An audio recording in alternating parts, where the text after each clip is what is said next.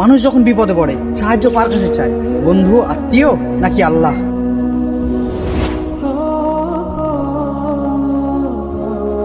আল্লাহ বলেন, তোমরা শুধু সাহায্য আমার কাছেই চাইবে। সূরা ফাতিহা আয়াত 5।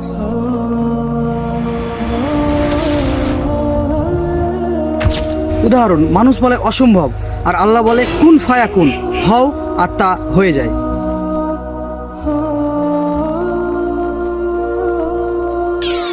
হে আল্লাহ, তোমাকে চাই, তোমার কাছেই সাহায্য চাই।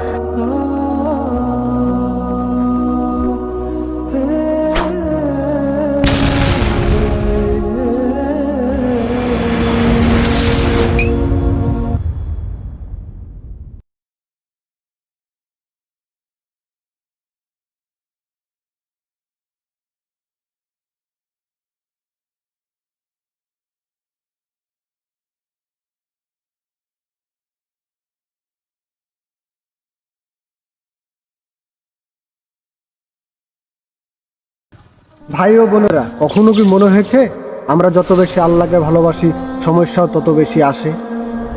আল্লাহ বলেন, আমি অবশ্যই তোমাদের পরীক্ষা করব, ভয় দিয়ে, ক্ষুধা দিয়ে, ধনসম্পদ ও জীবনের ক্ষতি দিয়ে।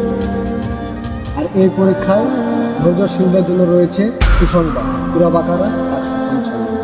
কারণ পরীক্ষার মাধ্যমে আল্লাহ আমাদের পরিশুদ্ধ করেন, আমাদের ঈমানের সততা প্রকাশ পায়। আল্লাহ আমাদেরকে উচ্চ মর্যাদা দিতে চায়।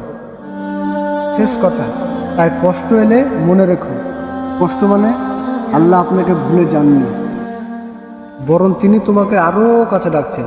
ধৈর্য করো, দোয়া করো, ইনশাল্লাহ।